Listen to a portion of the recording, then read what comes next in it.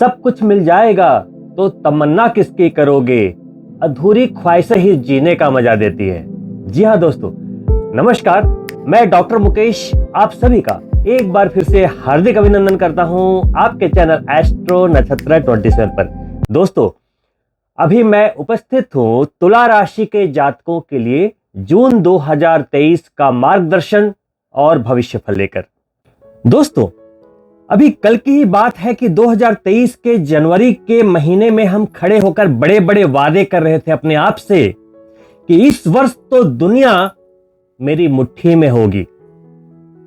लेकिन जब हमारे सपने, हमारी ख्वाहिशें कर्मों का रूप लेती है, जब हम एक्शन करते हैं और जब वो यथार्थ से टकराती है, सच्चाई से जब उसका सामना होता है, ठीक उसी तरीके से जैसे कि एक नाव समंदर में जा रही है और प्रचंड तूफानी वेग से उस नौका को पीछे की ओर धकेलती है, तो कहीं ना कहीं हम अपनी रफ्तार धीमी कर लेते हैं कि कहीं डूब ना जाएं।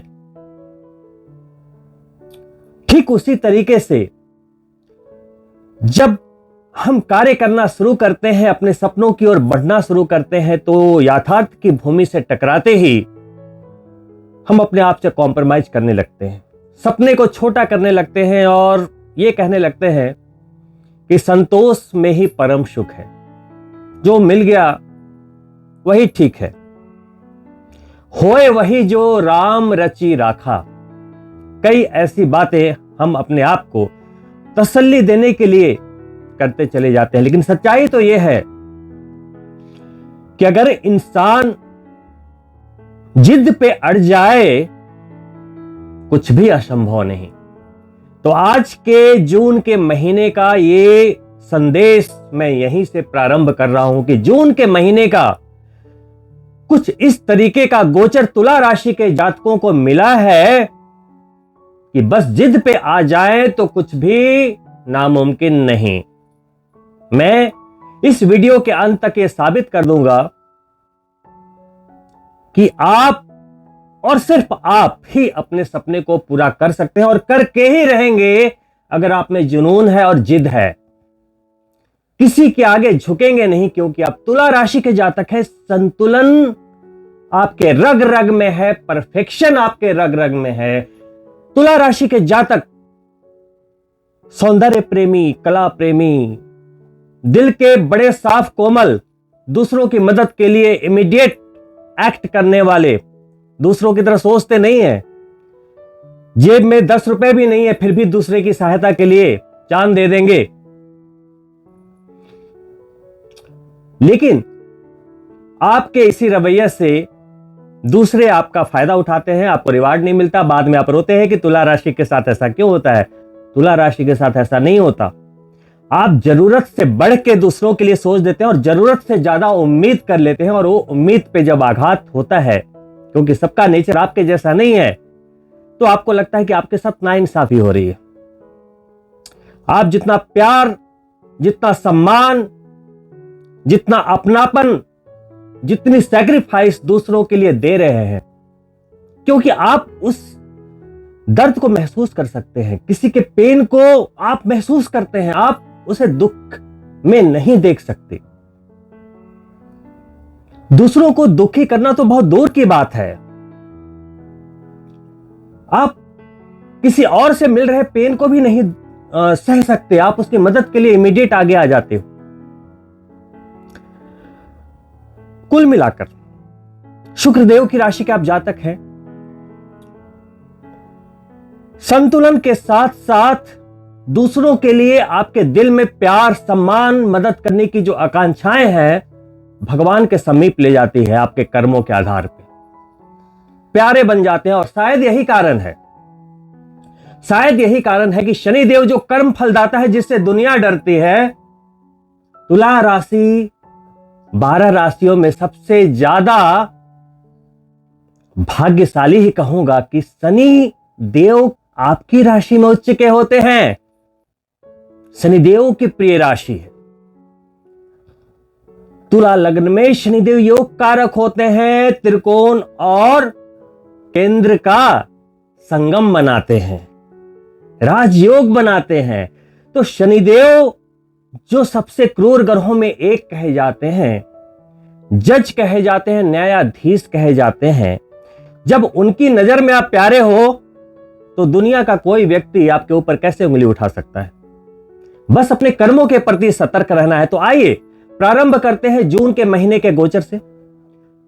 यह मेरा वीडियो आपके जन्म चंद्रमा पर आधारित होगा, यानी कि तुला राशि जिसकी है आप उसे देख सकते हैं, तुला के नामाक्षर वाले लोग देख सकते हैं, और कोई भी राशि के आप जातक हैं, लेकिन अगर आपका लग्न तुला है तो आप भी इस वीडियो को देख सकते हैं और इसके गाइडलाइन को फॉलो कर सकते हैं।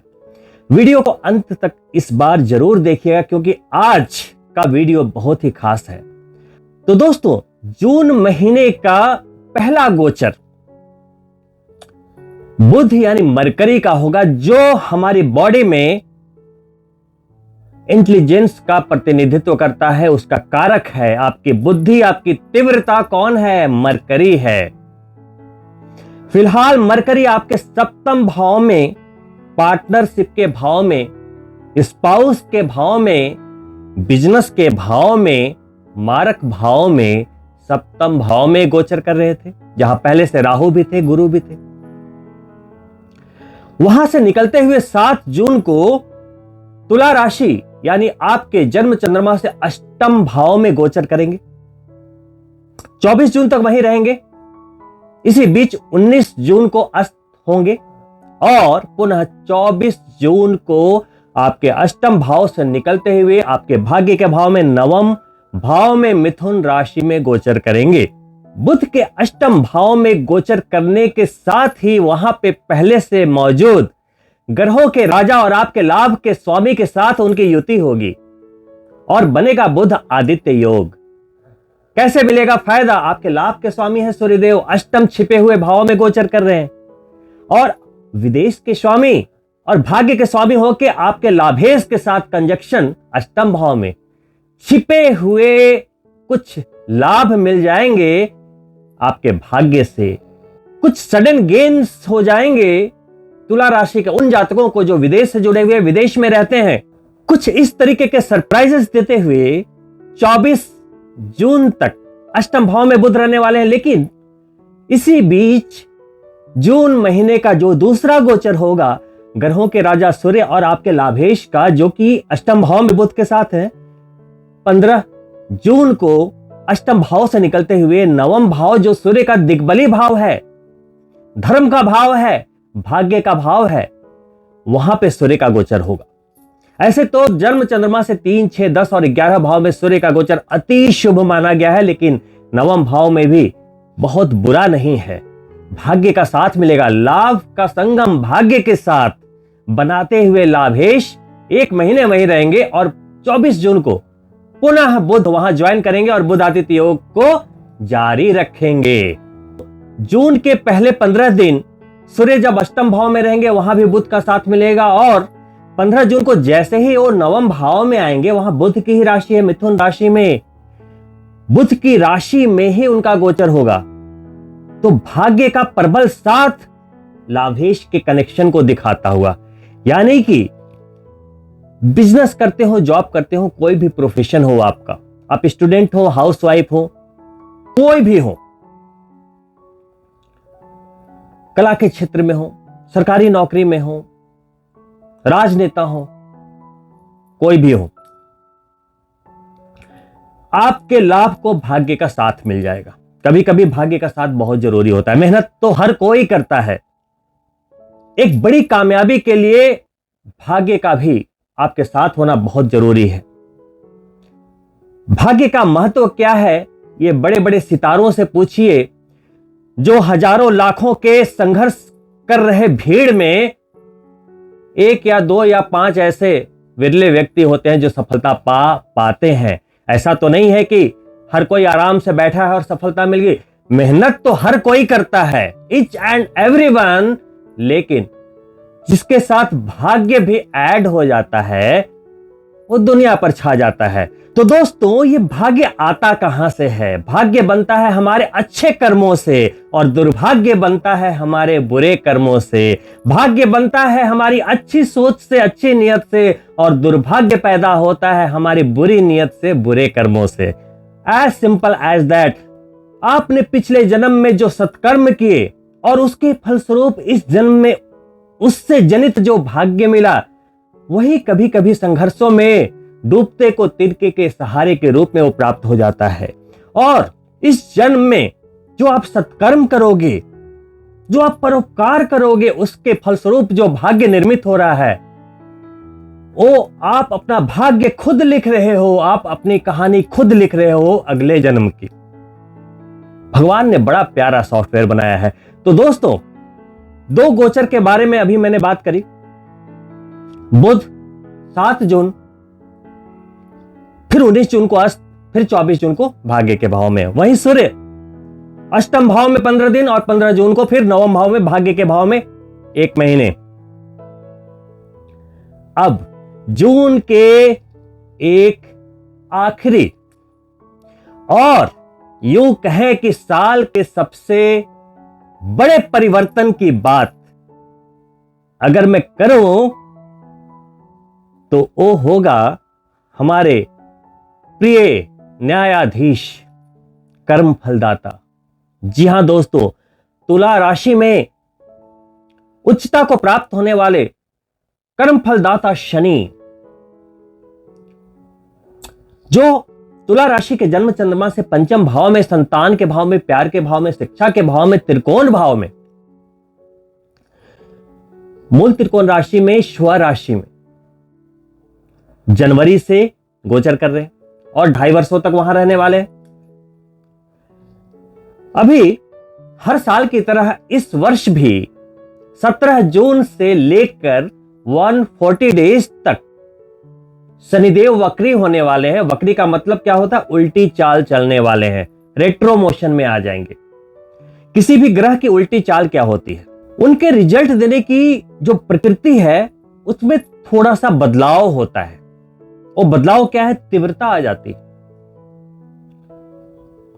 साथ ही थोड़ा ट्रबलेंस भी। यानी कि शास्त्रों में लिखा है कि अन्य ग्रहों की अपेक्षा शनि एक ऐसे ग्रह हैं जो वक्री होने पे सबसे ज्यादा अशुभ परिणाम दे सकते हैं, लेकिन यह तुला राशि के लिए नहीं लिखा है। तो आप भाग्यवान हैं।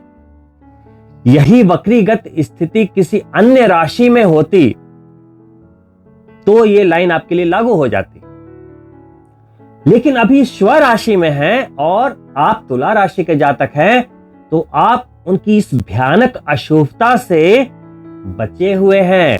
अब रिजल्ट कैसे मिलेगा? शास्त्र क्या कहते हैं?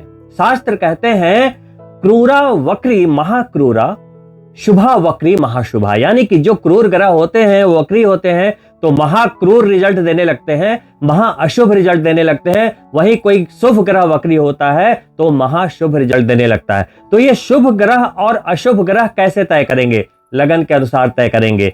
आप सभी की जन्म पत्रिका होगी, आप सभी तुला राशि के जातक हैं, लेकिन सबके लगन अलग अलग हो सकते हैं। जो आपकी जन्म कुंडली होती है उसके पहले भाव में जो राशि अंकित होती है वो आपका लग्न होता है और उस राशि के स्वामी आपके लग्नेश होते हैं। उस लगन के अनुसार यह डिसाइड किया जाता है कि शनि की राशि कहां आ रही है और वो आपके लिए पूरी जिंदगी शुभ रहेंगे या अशुभ रहेंगे। तो शुभ है तो बहुत बढ़िया बात है, अशुभ है तो उन्हें शुभ बनाना हमारी जिम्मेदारी है। तो शास्त्रों की उस लाइन के अनुसार जिन जातक की पत्रिका में शनि शुभ अवस्था में रहेंगे उन्हें वक्री 140 डेज की अवधि के अंदर शनिदेव के अच्छे लाभ की प्राप्ति होगी, जिंदगी बदल जाएगी। इतना बड़ा लाभ हो सकता है जो आपने सपने में नहीं सोचा, और हो सकता है आपकी जिंदगी ही बदल जाए इन 40 डेज में, ऐसा भी संभावित है। लेकिन वहीं शनि अशुभ हुए तो कुछ अनवांटेड झटके भी दे सकते हैं। तो इसे समझना होगा। ये इतना सिंपल नहीं है कि मैं बोल दूं कि शनि 140 डेज बहुत अच्छे रिजल्ट देंगे, आपकी तरक्की होगी, नई नौकरी मिल जाएगी, धन कुबेर बन जाएंगे। ये सब बोलने से, झूठा दिलासा देने से कुछ नहीं होगा। दोस्तों, एक ही शनिदेव है, एक ही प्लेनेट है, बट रिजल्ट सबके लिए अलग अलग हो सकते हैं। क्यों? आपकी पत्रिकाएं अलग अलग है, आपके कर्म अलग अलग हैं, और आपके कर्मों के अनुसार आपकी पत्रिका बनाई गई है। तो रिजल्ट एक कैसे हो सकता है? तो दोस्तों, एक परफेक्ट निष्कर्ष तक पहुंचने के पहले अपनी जन्म पत्रिका चेक कराकर आप यह जरूर डिसाइड कर लें कि आपके शनि पत्रिका में शुभ है या अशुभ है। और शुभ है तो उनकी पावर क्या है, नीच तो नहीं, अस्त तो नहीं, क्या हालात है ये देख लीजिए। अगर कुछ प्रॉब्लम है तो उसको मैनेज कर लीजिए, रिजल्ट अच्छे मिलेंगे। वहीं आपकी पत्रिका में अगर शनि अशुभ हुए, वक्री भी हुए, नीच भी हुए, या अशुभ के हो गए, उच्च के हो गए, तो और भी बुरे रिजल्ट मिल सकते हैं। फिलहाल ये डिस्कशन ना करते हुए कि आपकी पत्रिका में शनि शुभ है या अशुभ है, इस गोचर के बारे में मैं बता दूं। देखिए, शनि है अभी आपके पंचम भाव में। पंचम भाव क्या होता है? त्रिकोण होता है। और उसकी दूसरी राशि कहां जा रही है? नंबर 10 यानी मकर, आपके केंद्र में। तो केंद्र और त्रिकोण के स्वामी होते हुए वक्री हो रहे हैं, तो इसको कहते हैं केंद्र त्रिकोण राजयोग, और ये एक बहुत ही बेहतरीन राजयोगों में आता है। तो शनि की तीव्रता को बढ़ाता हुआ वक्रीगत समय 140 डेज आपके लिए बहुत अच्छे शुभ संकेत लेकर आया है। पहली बात, जब शनि का परिवर्तन हुआ था तो मैंने आपको ये वीडियो दिया था कि ये 2.5 वर्ष हैं जिसमें आप चाहे तो करोड़पति बन सकते हैं। क्यों बोला था? त्रिकोण में गोचर हुआ है शनिदेव का। पंचम भाव कर्मों का भाव है, पिछले जन्म से जनित मंत्र शक्ति का भाव है, शनिदेव का बड़ा प्यारा भाव है। संतान प्राप्ति, उच्च शिक्षा, प्यार, शादी, कुछ जिंदगी में ऐसे परिवर्तन जो कि आपने कभी सोचा नहीं था, वो संभावित। कहते हैं शनि पत्रिका में अगर मजबूत स्थिति में हो तो वो धन, धान्य, सुख, खुशियां और रंग को भी राजा बना देते हैं। वहीं पत्रिका में शनिदेव अगर निर्बल स्थिति में हो, खराब स्थिति में हो, अगोचरस्थ हो, तो व्यक्ति को वही शनि दुखी बना देते हैं, अकेला बना देते हैं। तो दोस्तों, ये तो देखने की बात है अपनी अपनी पत्रिका में। फिलहाल शनि का वक्री होना तुला राशि के उन जातकों के लिए बड़ा फायदेमंद साबित होगा जो आईटी सेक्टर में है, खासकर विदेश में है, क्योंकि शनिदेव पंचम भाव से सीधा लाभ के भाव को दृष्ट कर रहे हैं। और लाभेश कौन है? इनके पिता सूर्यदेव। शनिदेव अभी किसके नक्षत्र में है? राहु के नक्षत्र शतभिषा में। तभी मैंने बोला विदेश में रहने वालों को लाभ, आईटी सेक्टर के लोगों को जबरदस्त लाभ, कंप्यूटर फील्ड से जुड़े हुए लोगों को लाभ, पेट्रोलियम, कोलफील्ड, माइनिंग इत्यादि से जुड़े हुए लोगों को जबरदस्त लाभ, न्याय प्रणाली यानी कि जुडिशियल सिस्टम, लॉ से जुड़े हुए लोग जैसे एडवोकेट, जज, इन लोगों को एक बड़ा ब्रेक मिल सकता है लाइफ में, कुछ ऐसा जिससे उनकी प्रसिद्धि बुलंदियों को प्राप्त कर सकती है। साथ ही शनिदेव चूंकि सेवक हैं, नौकरी को रिप्रेजेंट करते हैं। जितने भी, अभी बिजनेसमैन की बात नहीं कर रहा हूं, बिजनेसमैन के लिए एक और बड़ा अच्छा योग है, मैं अभी बात करूंगा। नौकरी के लिए शनिदेव का यह वक्री होना बहुत अच्छा शुभ संकेत लेकर आया है। प्रमोशन मिल सकते हैं, बस आपकी कुंडली के अंदर सूर्यदेव की स्थिति अच्छी होनी चाहिए। प्रमोशन जो बहुत दिनों से लंबित था, उन्हें प्रमोशन मिल सकता है। जिनकी पत्रिका में शनि की दशा चल रही है या शनिदेव पत्रिका में थोड़े से कम रश्मि को लेकर कहीं ना कहीं ट्रबल दे रहे थे, यानी कि वो व्यक्ति नीलम पहन रहा था, मंत्र जाप कर रहा था कि शनि की पावर बढ़ जाए तो थोड़े अच्छे रिजल्ट्स मिल जाए, यानी कि शनिदेव आपकी कुंडली में शुभ तो है लेकिन उनके अंदर उतनी शक्ति नहीं है कि वो आपको रिजल्ट दे पाए। तो ऐसे केस में जब वो वक्री होंगे तो आपको उनकी तीव्रता का आभास होगा और आपके काम बनेंगे जो डिले हो रहे थे, क्योंकि बाय डिफॉल्ट उनकी एनर्जी बढ़ेगी जब वो वक्री होंगे। तो आपको चिंता करने की आवश्यकता नहीं है। शनिदेव का वक्री होना बहुत ही अच्छे शुभ संयोग को लेकर आया है। मैं इसके लिए जो दूसरा वीडियो बना रहा हूं उसमें विशेष रूप से इसकी व्याख्या करूंगा। फिलहाल बात करते हैं जून के महीने के कुछ और बढ़िया संभावनाओं के बारे में। किसी भी महीने में कितनी बड़ी सफलता मिलेगी, हमारे काम बनेंगे कि नहीं बनेंगे, उसके लिए हमें अपने राशि के स्वामी की स्थिति को जज करना बहुत जरूरी है। फिलहाल जून में आप किस्मत वाले हैं। अभी मैं 2 बातें बोलने वाला हूं, एक बढ़िया है, एक जहां पे संतुलन अनिवार्य है, जिसके बारे में मैंने पिछले वीडियो में भी बात करी थी।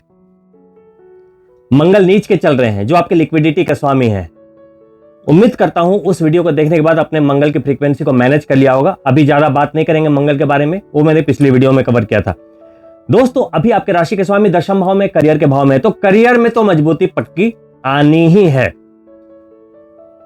मंगल का ध्यान अगर आपने पिछले महीने से नहीं रखा है तो अभी भी रखिए। पूरे जून मंगल नीच के होने वाले हैं। लिक्विडिटी के स्वामी है, लिक्विडिटी के स्वामी कमजोर रहेंगे, कहीं ना कहीं खर्चे बढ़ेंगे, आपके लिक्विडिटी को निकाल देंगे।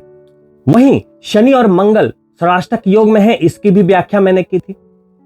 मैंने बोला था कि जब जब शनि और मंगल षष्टक योग में आते हैं, कहीं ना कहीं कुछ ट्रबलेंस जरूर देते हैं। कुछ ऐसी हलचल होती है जिससे आप समझ जाते हैं कि अभी कुछ ना कुछ तो गोचर में समस्याएं हैं। मैंने यह भी बोला था कि षष्टक योग जब होता है तो कहीं ना कहीं कुछ प्राकृतिक आपदाएं आती हैं, मौसम में अनवांटेड परेशानियां, परिवर्तन देखे जाते हैं, भूकंप भी आने की संभावना होती है। यह मैं अभी के वेदर को देख के तो नहीं बोल रहा, या आज जो 10:19 पर भूकंप आया अफगानिस्तान में, जहां से दिल्ली एनसीआर से होते हुए जम्मू कश्मीर हर जगह बहुत ही हल्के मैग्नीट्यूड पे उसके झटके महसूस किए गए। तो क्या ज्योतिष शास्त्र वो चीज आपको पहले बता रहा है? तो उस समय तो काफी लोग मन में हंस रहे होंगे, क्योंकि अपने ही सनातन धर्म पे भरोसा नहीं होता। कह रहे ज्योतिष शास्त्र ऐसे बोलते रहते हैं। लेकिन जब जब पंचांग में चीजें लिखी होती है वैसा ही बिहेवियर होता है, वैसे ही घटनाक्रम दुनिया में दिखाई देती है। चलिए, मैं कोई अपनी बात को सही साबित करने के लिए आपको स्टेटमेंट नहीं दे रहा, बल्कि आप अपने सनातन धर्म के बनाए हुए ज्योतिष शास्त्र पर भरोसा करें, क्योंकि उसमें लिखी हुई हर बात 100% सत्य हो ना हो, आपको 90% तो जीवन में मार्गदर्शन अवश्य दे जाती है आपकी सफलता के लिए। दोस्तों, अष्टम के स्वामी और आपके जन्म चंद्रमा यानी कि तुला राशि के स्वामी होते हुए दशम में शुक्र का लिक्विडिटी के स्वामी मंगल के साथ दशम भाव में गोचर आपके करियर की सुंदरता को, मजबूती को दिखा रहा है। करियर की मजबूती होटल फील्ड से जुड़े हुए लोगों को, जितने भी होटेलियर्स हैं, होटल इंडस्ट्री, सौंदर्य से जुड़े हुए जितने भी उद्योग हैं, कॉस्मेटिक इंडस्ट्री, जितने भी लोग आधुनिक तरीके से आजकल सौंदर्य के लिए बहुत कुछ चीजें कर रहे हैं, उनके लिए बहुत अच्छा समय। कला, संगीत, मनोरंजन, उद्योग, सब कुछ शुक्र की देन है। तो दशम भाव में अगर ये गोचर है तो उन सबके लिए सपोर्टिव। फैशन डिजाइनर, आर्किटेक्ट, जितने भी प्रोफेशनल हैं जो परफेक्शन के द्वारा काम करते हैं, उनके लिए एक अच्छा समय। वहीं मंगल शुक्र जब एक दूसरे के साथ होते हैं तो व्यक्ति में जिद जुनून पैदा करते हैं, बड़ी जबरदस्त एनर्जी है। वहीं जिनकी कुंडली में भी मंगल शुक्र एक साथ है तो इसे कहते हैं अनैतिक संबंधों के योग। जिनकी भी कुंडली में मंगल शुक्र एक साथ है और 10 डिग्री के अंदर है तो गारंटी मुहर लगा के लिख दीजिए, उनका अनैतिक संबंध, एक्स्ट्रा मैरिटल अफेयर रहेंगे ही रहेंगे। तो वही मंगल शुक्र की युति अभी गोचर में है। पत्रिका में है कि नहीं वो तो आप देखेंगे, अभी गोचर में है। तो कहीं ना कहीं कार्य क्षेत्र पर अनैतिकता से बचें, संस्कारों का दामन थाम के रहें, नहीं तो वो कहीं ना कहीं आपके लिए मुसीबत पैदा कर सकता है। क्योंकि मंगल और शुक्र की यही युति कहीं ना कहीं आपके चरित्र में, कहीं ना कहीं नियत में गड़बड़ी पैदा करने की बहुत बड़ी पॉसिबिलिटी को दिखाती है। वहीं अष्टम के स्वामी शुक्र हैं, तो छिपे हुए अगर गुप्त संबंध हैं तो थोड़ा बच के, क्योंकि अभी आप कुछ ऐसी चीजों में लिप्त हो सकते हैं तो वो बाहर अगर आएंगे तो आपके सम्मान के लिए ठीक नहीं होगा, तो सम्मान पे ठेस लग सकता है, क्योंकि मंगल नीच के चल रहे हैं। तो इन चीजों का ध्यान रखें। वहीं मंगल शुक्र की दशम भाव में यही युति उन तुला राशि के जातकों के लिए जो कहीं ना कहीं सेक्स इंडस्ट्री से जुड़े हुए हैं, उनके लिए भी सपोर्टिव कही जाएगी। मैं हमेशा समझाता हूं कि मंगल शुक्र के इस युति से पैदा हुए जिद और जुनून को आप अपने लक्ष्य के लिए इस्तेमाल कीजिए। देखिए, जीतने के लिए बस जिद का होना जरूरी है, हारने के लिए तो डर ही काफी है। दोस्तों, जिद क्या होती है और जिद से सफलता कैसे मिलती है, मैं उन तुला राशि के हर वो जातक को बताना चाहूंगा जो छोटे से संघर्ष से डर जाते हैं, छोटे से चैलेंजेस से डर जाते हैं। स्पोर्ट्स लेडी अरुणिमा सिन्हा का नाम सुना होगा आपने। एक बार वो कहीं जा रही थी, ट्रेन पर रॉबर से मुठभेड़ होती है।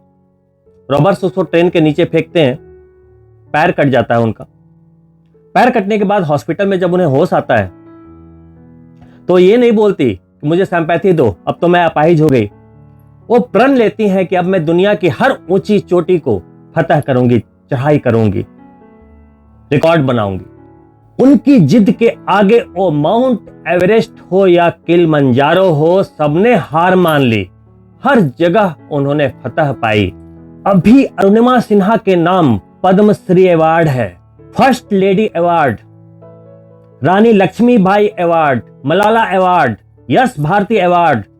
तो उन्होंने तो जिद से दुनिया को झुकाया। ये तो बोलती मैं तो अपाहिज हूं, मैं क्या करूं। अगर आपके हाथ पैर सलामत हैं, उसके बाद भी आप चैलेंज से डरते हो, तो आई हैव नो वर्ड्स। दोस्तों, तुला राशि के जातक अगर आप हैं, स्टूडेंट हैं और बड़ी प्रतियोगिता परीक्षा की तैयारी कर रहे हैं, तो शनि का वक्री होना आपके लिए किसी वरदान से कम नहीं है। एक कारण और है, देखिए राहु अभी आपके सप्तम भाव में है। जितने भी बिजनेसमैन है वो भी बड़े ध्यान से सुनिएगा इस बात को। सातवां भाव व्यापार का भाव होता है, स्पाउस का भाव होता है, पार्टनर का भाव होता है। वहां राहु बैठा है। इंपोर्ट एक्सपोर्ट, विदेशी कनेक्शन, बिजनेस वाले भाव में देवगुरु बृहस्पति का आना और एक साल के लिए वहां रहना किसी देवत्व के आशीर्वाद से कम नहीं। डायरेक्ट दृष्टि मिल रही है तुला राशि के जातक को। समझिएगा दोस्तों, अभी मैं क्या बोलने वाला हूं।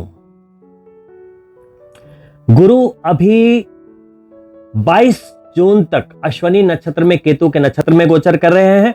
उसके बाद आपके राशि के स्वामी शुक्र के भरणी नक्षत्र में गोचर करेंगे। और अभी केतु कहां है? तुला राशि में। और उसके बाद शुक्र कहां है? दशम भाव में। कौन है आपके राशि के स्वामी? लाभ मिलेगा या नहीं मिलेगा, आप खुद बताइए। बृहस्पति देव की सप्तम भाव में बैठते हुए दृष्टि आपके इनकम पर जा रही है, पहली दृष्टि। दूसरी दृष्टि आपको मिल रही है। बृहस्पति देव की पांचवी और पहली दृष्टि इनकम के भाव पर गई, इनकम सिक्योर हो गया 1 साल के लिए। डायरेक्ट दृष्टि आप पर गई, किसको मिलेगा? आपको मिलेगा। और 9वीं दृष्टि कहां जा रही है? 3rd हाउस पर, पराक्रम के भाव पर, आपकी मानसिकता पर। देवत्व का आशीर्वाद, ईश्वर का आशीर्वाद। कहते हैं लक्ष्मी माता की पूजा करते करते 7 पीढ़ियां बीत गई, कुछ नहीं मिला, घर अभी भी खाली। क्यों नहीं मिला? रोज दरवाजा खोलकर देखते हो लक्ष्मी माता आई कि नहीं ब्रीफकेस लेकर? नहीं आएंगी। ये आपका सबसे बड़ा कंफ्यूजन है। कोई भी देवी देवता ईश्वर आपकी योग्यता को वरदान देता है और योग्यता से लक्ष्मी बरसती है, ना कि ब्रीफकेस लेकर आपके पास आती है। तो अपनी योग्यता को सींचिए। क्रिएटिविटी जो गुरु अभी आपको 9वीं दृष्टि दे रहे हैं, वही लक्ष्मी का आशीर्वाद है, वही लक्ष्मी का आशीर्वाद है। कर्म होगा नहीं, कर्मशील रहेंगे नहीं, कुछ करेंगे नहीं, और ख्वाहिशें 1000 है, सपने ही रह जाएंगे। फिर कहते हैं ना, अपना क्या है इस जीवन में सब कुछ लिया उधार, सारा लोहा उन लोगों का अपनी केवल धार। तो धार होनी चाहिए यहां, कुछ भी असंभव नहीं। तो दोस्तों, आप तुला राशि के जातकों के लिए जून का महीना बड़ी बड़ी संभावनाओं के साथ आपके समक्ष खड़ा है। बस अपना पराक्रम दिखाना है, अपने एक्शन में आ जाना है। तो लास्ट में, जैसा कि मैंने आपसे वीडियो के पहले प्रारंभ में बोला था कि मैं कुछ उपाय बताता हुआ जाऊंगा जो आपके जिंदगी में हर संघर्षों से लड़ने में आपकी मदद करेगा। तो देखिए, इसके लिए आपको कुछ नहीं करना है, अपनी कुंडली को खोलनी है, उसमें 2-3 चीजें देख लीजिए। पहला, आपके लग्नेश कौन है? पहला त्रिकोण। सिर्फ त्रिकोण को मजबूत करा रहा हूं, जीवन में हर ऊंचाइयों को आप पा लेंगे। पहला त्रिकोण जब कुंडली खोलेंगे, प्रथम भाव के स्वामी जो लग्नेश होते हैं, सबसे इंपॉर्टेंट। लग्नेश कौन है? आपकी गाड़ी का इंजन। सेकंड त्रिकोण पंचम भाव का स्वामी। थर्ड त्रिकोण नवम भाव का स्वामी। अगर आज तक आपको यही पता नहीं है कि आपके लग्नेश कौन है, आपके पंचमेश कौन है और आपके नवमेश कौन है, आई एम सॉरी टू से, ये आपकी जिंदगी की सबसे बड़ी भूल है। अपनी कुंडली चेक कराएं और इसे नोट करें। अगर उनकी फ्रीक्वेंसी में कुछ प्रॉब्लम है, कंजक्शन में प्रॉब्लम है, कुछ दुर्योग या कुछ योगा योग है, फ्रीक्वेंसी कम है, देखिए, बैलेंस कीजिए, जिंदगी बैलेंस हो जाएगी। दोस्तों, अगर आप मुझसे अपनी कुंडली की विवेचना करवाना चाहते हैं, मैं आपको डायरेक्ट वीडियो काउंसलिंग दूंगा, जूम मीटिंग पे या वीडियो व्हाट्सएप कॉल पे। आप मेरी वेबसाइट www.astronachatra27.com पर जाएं, सर्विस क्लिक करें, जो भी आपको सर्विस चाहिए, उसमें डेट और टाइमिंग आपको दिख जाएगी। अपने समय के अनुसार, अपने कन्वीनियंस के अनुसार अपने डेट और टाइम को सिलेक्ट करें, अपॉइंटमेंट बुक करें और बुक किए हुए टाइम पर मैं आपके सामने 1 घंटे तक आपकी कुंडली की विवेचना, आपकी कुंडली को दिखाते हुए करूंगा, जिससे आपको यह समझ में आ जाएगा कि किस ग्रह की कितनी पावर है, क्या फ्रीक्वेंसी है, कहां योग है, कहां दुर्योग है, तो आप उसे बैलेंस कर पाएंगे। क्यों करना चाहिए बैलेंस? सिंपल सी बात है। देखिए, मान लो एक रेस होने वाली है, वहां पर एक फरारी है और एक कोई नॉर्मल सी 800 कार है जिसके इंजन की कैपेसिटी सिर्फ 800 है, और एक फरारी है। कौन जीतेगा? आप बोलोगे फरारी। मैं पूछूंगा क्यों? आप बोलोगे उसके इंजन में पावर है। यस, वैसे ही लग्नेश आपके गाड़ी का इंजन है। अगर इंजन में पावर है, ढलान पे तो चलेगी, अगर ऊंचाइयां आएंगी या दुर्गम घाटियां आएंगी तब भी आपको डर नहीं होगा। वो है लग्नेश की पावर। तो लग्नेश को मजबूत रखिए, लेकिन इसके पहले आपको पता होना चाहिए कि आपका लग्नेश कौन है। अब मान लो रेस प्रारंभ हो गई, अब इधर जाना है या इधर जाना है, तो कौन बताता है? चंद्रमा। चंद्रमा मन सो जायते। तो माइंड की शार्पनेस के लिए चंद्रमा की मजबूती अनिवार्य है। गाड़ी के अंदर पेट्रोल कौन है? मंगल। और सबसे इंपॉर्टेंट, आपके जो क्लच और ब्रेक हैं और जो रेस है, वो कौन है? आपका कर्मा। किस कार्य को करना है, कहां ब्रेक लगा देनी है। मन बड़ा चंचल है, आपकी इंद्रियां बड़ी चंचल हैं, वो बोलेगा चल ये करते हैं, चल ये करते हैं। अब आप अच्छे कर्म की बात सुनेंगे, बुरे कर्म करने की बात सुनेंगे, वहां ब्रेक लगा देंगे, एक्सीडेंट नहीं होगा। वहीं अगर आपने ब्रेक नहीं लगाया तो ये ग्रह जो हैं आपके सामने प्रकट होके नहीं बोलते। शनिदेव प्रकट होके नहीं बोलते, मंगल प्रकट होके नहीं बोलता। बस बैलेंस चाहिए। हर ग्रह आपके अंदर ही रिएक्ट करता है। जैसे मंगल नीच के हैं, मैंने बताया, तो क्या हुआ? वो आपकी गाड़ी के फ्यूल है, पेट्रोल है। वो कम होगा तो क्या होगा? इंजन मजबूत है भी तो क्या कर लोगे? तो सारे 9 प्लैनेट की महत्वता है हमारी जिंदगी में। सभी का बैलेंस चाहिए। और बैलेंस कब बना पाओगे? जब आपको सबसे पहले अपनी कुंडली के बारे में पता। अगर आपको पता है, बहुत अच्छी बात है। अपने त्रिकोण को बैलेंस करें, जिंदगी का मजा लें, जीवन की हर सफलताएं आपके कदमों में होंगी। दोस्तों, अपने हर सपने को पूरा करने के लिए, हर मंजिल को पाने के लिए जिद को लेकर आइए। मंजिल बड़ी जिद्दी होती है, हासिल कहां नसीब से होती है, मगर वहां तूफान भी हार जाते हैं जहां कश्तियां जिद पे होती है। भरोसा ईश्वर पे हो, तो जो लिखा है तकदीर में वो तुम पाओगे। लेकिन अगर भरोसा खुद पे हो तो ईश्वर भी वही लिखेगा जो तुम चाहोगे। तो दोस्तों, इन्हीं शब्दों के साथ मैं आपसे अनुमति चाहूंगा। रिक्वेस्ट करता हूं, आप अगर पहली बार मेरे चैनल को देख रहे हैं तो सब्सक्राइब करना ना भूलें, और अगर आपको वीडियो पसंद आया हो लाइक करें और अपने मित्रों के लिए शेयर भी अवश्य करें। बहुत ही जल्द मिलता हूं दूसरी वीडियो में, तब तक के लिए नमस्कार मित्रों।